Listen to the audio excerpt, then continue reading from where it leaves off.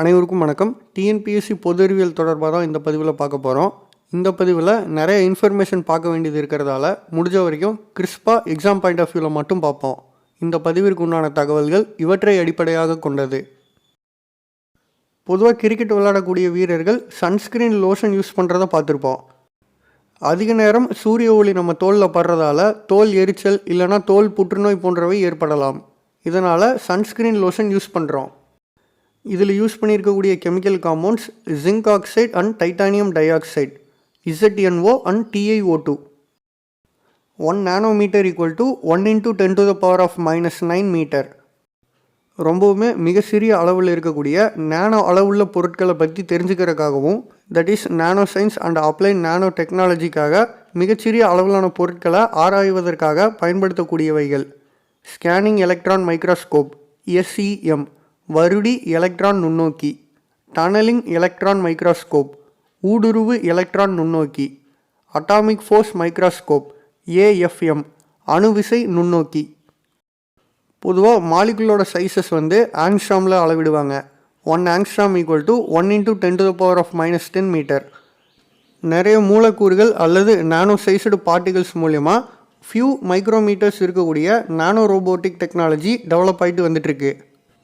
வருங்காலத்தில் ஒரு அறிவியல் கோட்பாட்டின்படி நானோ ரோபோட்டிக்ஸ் மூலயமா கிட்னி ஸ்டோன்ஸ், சிறுநீரக கற்கள், டியூமர் செல்ஸ், ஆரம்ப நிலை புற்றுநோய் கட்டிகளை கண்டறிவதற்காகவும் சிதைவடைந்த டிஎன்ஏவை திரும்ப ரிப்பேர் பண்ணுறதுக்கு உண்டான முயற்சிகள்லையும் நானோ ரோபோட்ஸ் முக்கியமான பங்கு வகிக்கும்னு கருதப்படுது. பொதுவாக புற்றுநோய் அப்படிங்கிறது உடலில் ஏதாவது ஒரு பகுதியில் கட்டுப்பாடற்ற முறையில் செல் பகுப்புகள் நிறைய முறை நடந்து செல்கள் அதிகப்படியாக உற்பத்தி ஆகுது. கேன்சர் செல்ஸ் பிரிஞ்சு தொடர்ச்சியாக வளர்ச்சி அடையாமல் தடுப்பதற்காக ட்ரக்ஸு மருந்துகள் பயன்படுத்தலாம். வேதி மருந்துகளாக கரிமச் சேர்மங்கள் ஆர்கானிக் காம்பவுண்ட்ஸ் பயன்படுத்துவதன் மூலமாக இது போன்ற புற்றுநோய் செல்களை அழிப்பதற்காகவும் பிற நோயை உண்டாக்கக்கூடிய கிருமிகளை அழிப்பதற்காகவும் பயன்படுத்தக்கூடிய சிகிச்சை முறை கீமோதெரப்பி. பொதுவாக போக்குவரத்து காவல்துறையினரால் சாலை பாதுகாப்புக்காக வாகன ஓட்டிகளுக்கான ஆல்கஹால் பரிசோதனை மேற்கொள்ளப்படும். Drunk and drive test or alcoholic test அப்படின்னு கேட்டாலே ஞாபகம் வரக்கூடிய 2 chemical K2Cr2O7 and AgNO3, potassium dichromate and silver nitrate. இங்கே பவர்ஃபுல் ஆக்சிடைசராக எது யூஸ் பண்ணுறாங்க அப்படின்னா K2Cr2O7. இங்கே நடக்கக்கூடிய கெமிக்கல் ரியாக்ஷன் எதுனா ஒடுக்கம், ரிடக்ஷன் ரியாக்ஷன். சப்போஸ் ஒரு பர்சன் ட்ரங்க் அண்ட் டிரைவ் பண்ணிட்டு வந்திருக்காரு அப்படின்னா அவரை ஊத சொல்லுவாங்க. அவர் வாயிலிருந்து காற்றை ஊதும்போது அவரோட சுவாசத்தின் மூலமாக இரத்த ஓட்டத்தில் உள்ள ஆல்கஹாலின் அளவானது கண்டறியப்படுது. ஆல்கஹாலை பொட்டாசியம் டைகுரோமேட் ஆக்சிடைஸ் பண்ணுது. ஸோ பொட்டாசியம் டைகுரோமேட் ரிடக்ஷன் ஆகுது. குரோமிக் அயனியாக ஒடுக்கமடைகிறது. அதனால் ஆரஞ்சு நிறத்திலிருந்து பச்சை நிறத்துக்கு மாறும்.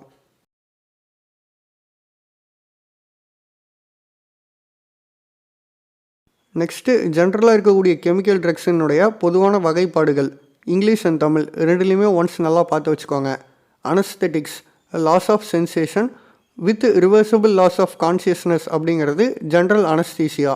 லோக்கல் அனஸ்தீசியா அப்படிங்கிறது loss of sense in particular area. Local anaesthesia ஒருத்தரோட கான்சியஸ்னஸை எந்த விதத்துலையும் அஃபெக்ட் பண்ணாது. Analgesics, pain killers or pain relievers, இந்த ரெண்டும் ஒரு செட்டாக ஞாபகம் வச்சுக்கோங்க. Antipyretics, lower body temperature or reduce fever. Antiseptic, prevents infection by killing microorganism or prevent their growth. Next 2 set anti malarial, பிளான்ட்டோட ரூட் ஆர் பார்க் போர்ஷன் இதுக்காக பயன்படுத்தப்படுது. Control malarial parasites. Antacids, to neutralise the acidity of burning sensation in the stomach.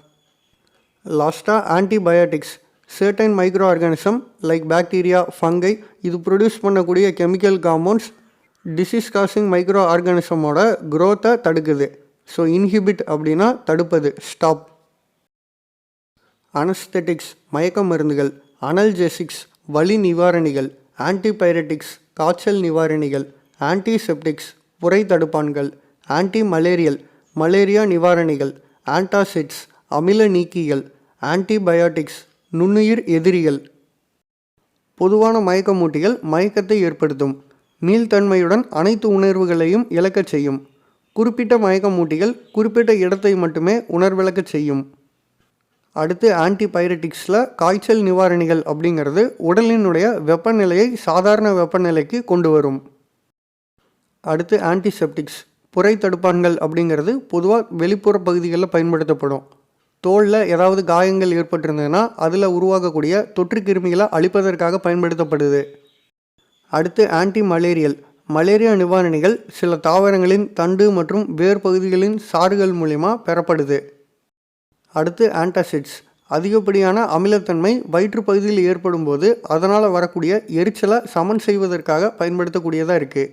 அடுத்து antibiotics நுண்ணுயிர் எதிரிகள் விஞ்ஞானிகள் bacteria மற்றும் பூஞ்சை போன்ற ஒரு சில நுண்ணுயிர்களிலிருந்து வரக்கூடிய வேதிப்பொருட்கள் மனித உடலில் நோயை ஏற்படுத்தக்கூடிய நுண்ணுயிர்களின் வளர்ச்சி மற்றும் வளர்சிதை மாற்றத்தை தடுக்கக்கூடிய தன்மை பெற்றது அப்படின்னு கண்டுபிடிச்சிருக்காங்க. நோய் எதிர்ப்பு சக்திக்கு வலுவூட்டும் வகையில் ஆன்டிபயாட்டிக்ஸ் ஒரு சிறந்த மருந்துகளாக இருக்குது. இந்த படத்தில் டென்டிஸ்ட் குறிப்பிட்ட பல்லை எடுப்பதற்கு முன்னாடி அந்த பகுதியை சுற்றி மட்டுமே உணர்வை இழக்க செய்யக்கூடிய லோக்கல் அனஸ்தீசியா ஊசி செலுத்துகிறாங்க. 16 அக்டோபர் 1846 யூஎஸ் டென்டிஸ்டான வில்லியம் மார்டான் முதல் அனஸ்தீசியாவை கண்டுபிடிச்சார். கந்தக ஈத்தர் மற்றும் டையத்தில் ஈத்தர். மோல்டு ஃபங்கஸ் அப்படின்னா பூஞ்சைகள். அடிபட்ட காயங்களுக்கு சிகிச்சை அளிப்பதற்காக பூஞ்சை படிந்த ரொட்டிகளை பழங்கால எகிப்தியர்கள் மற்றும் கிரேக்கர்கள் பயன்படுத்தியிருக்காங்க சுமார் 2000 ஆண்டுகளுக்கு முன்னாடி. 1928 பென்சிலின் அலெக்சாண்டர் ஃப்ளெமிங் டிஸ்கவர் பண்ணிட்டாரு. பட் பென்சிலின் 1941 தான் முக்கியமான ஆன்டிபயோட்டிக்காக வணிகத்துக்கு வந்துச்சு. மருந்துகளின் ராணி, அதிசய மருந்து, miracle drug, queen of drugs இந்த மாதிரி எது கேட்டாலும் பென்சிலின் தான். பட் 1941க்கு முன்னாடியே 1932 முதலாவது வணிக ரீதியான ஆன்டிபாக்டீரியல் எது அப்படின்னு கேட்டாங்கன்னா சல்ஃபோனமைட் புரோண்டோசில். இதுக்காகவே பின்னால் 1939 ஆண்டு நோபல் பரிசு பெற்றார் கெர்ஹார்ட் டொமாக். பூஞ்சையிலிருந்து கிடைத்த பென்சிலின் மருந்தை முதலில் கண்டறிந்தவர் அலெக்சாண்டர் ஃப்ளெமிங். காயமடைந்த இராணுவ வீரர்கள் இன்ஃபெக்ஷனால் பாதிக்கப்பட்டாங்க. ஸோ இந்த மருந்து முக்கியமான உயிர்காக்கும் மருந்தாக 2ஆம் உலகப் போர் சமயங்களில் விளங்குச்சு. ஒரு செல்லுக்கு பாசிட்டிவ் அண்ட் நெகட்டிவ் போல் அப்படிங்கிறது இருக்கும். செல் அப்படின்னா மின்கலம், பேட்ரி அப்படின்னா மின்கல அடுக்கு. தொடர்ச்சியாக மின்கலங்களோட ப்ளஸ் ப்ளஸ் மைனஸ் மைனஸ் இதெல்லாம் சேர்த்துட்டே வந்தோம் அப்படின்னா அது ஒரு மின்கல அடுக்காக மாறும். பேட்ரிங்கிறது combination of 2 or more cells connected in series. இந்த இமேஜ் பார்த்திங்கன்னா தெரியும். நெகட்டிவ் டெர்மினல்ஸ் எல்லாம் சீரியஸாக கனெக்ட் பண்ணியிருப்பாங்க. அதே மாதிரி பாசிட்டிவ் டெர்மினல்ஸ் எல்லாம் சீரியஸாக கனெக்ட் பண்ணியிருப்பாங்க. ஸோ பேட்டரியோட பாசிட்டிவ் அண்ட் நெகட்டிவ் டெர்மினல்லேருந்து கிடைக்கக்கூடிய அவுட்புட் இண்டிவிஜுவல் செல்ஸ்லேருந்து கிடைக்கக்கூடிய அவுட்புட்டோட டோட்டல். அணுக்கரு இயற்பியல் மற்றும் கதிரியக்கம் தொடர்பான ஆராய்ச்சிகளில் நோபல் பரிசு வென்றவர்கள் பற்றி தான் இங்கே கொடுக்கப்பட்டிருக்கு. Henry Becquerel 1903 for discovery of spontaneous radioactivity or natural radioactivity, இயற்கை கதிரியக்கத்தை கண்டறிந்ததற்காக. 1911 மேரி கியூரி அண்ட் பைரி கியூரிக்கு நோபல் பிரைஸ் கிடச்சிது. எதுக்காகனா discovery of polonium and radium elements. Marie Curie தான் கதிரியக்கம் ரேடியோ ஆக்டிவிட்டி அப்படிங்கிற பதத்தை உருவாக்கியவர்.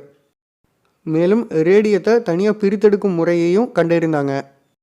1938 என்ரிகோ ஃபெர்மி அவர்களுக்கு நோபல் பரிசு வழங்கப்பட்டது for discovery of nuclear reactions induced by slow neutrons. குறைந்த வேக நியூட்ரான்களால் ஏற்படுத்தப்பட்ட அணுக்கரு வினைகள் தொடர்பான ஆராய்ச்சி. 1856 சிந்தட்டிக் டை மேனுஃபேக்சரிங் ஸ்டார்ட் பண்ணவர் WH பெர்கின். பெர்கின் தயாரித்த செயற்கை சாயத்தின் பெயர் அனிலின் ஊதா, டைரியன் ஊதா அல்லது மாவேன் ஊதா. சிந்தட்டிக் டைஸோட name aniline purple, Tyrian purple or mauve purple. இயற்கை சாயங்கள் நேச்சுரல் டைஸ்க்குண்டான எக்ஸாம்பிள் ஹென்னா அண்ட் டர்மரிக். மருதோன்றி அல்லது மருதாணி தாவரம் மற்றும் மஞ்சள் தாவரம். இதனுடைய சயின்டிஃபிக் நேம்ஸ் தான் இம்பார்ட்டன்ட். ஸோ இதை ஞாபகம் வச்சுக்கோங்க. மருதாணி அல்லது மருதோன்றி. ஹென்னாவோட சயின்டிஃபிக் நேம் லாவ்சோனியா இனர்மிஸ். Lawsonia inermis. அடுத்து டர்மரிக். மஞ்சளோட சயின்டிஃபிக் நேம் கர்குமா லங்கா. மஞ்சள் கர்குமா லங்கா. மண்புழு உரம் அப்படிங்கிறதா வெர்மி காம்போஸ்ட். கால்நடைகளின் கழிவு மற்றும் வீட்டு கழிவுகளிலிருந்து உருவாக்கப்படக்கூடிய இயற்கை முறையிலான உரங்களே மண்ணுக்கு உகந்ததாக கருதப்படுது.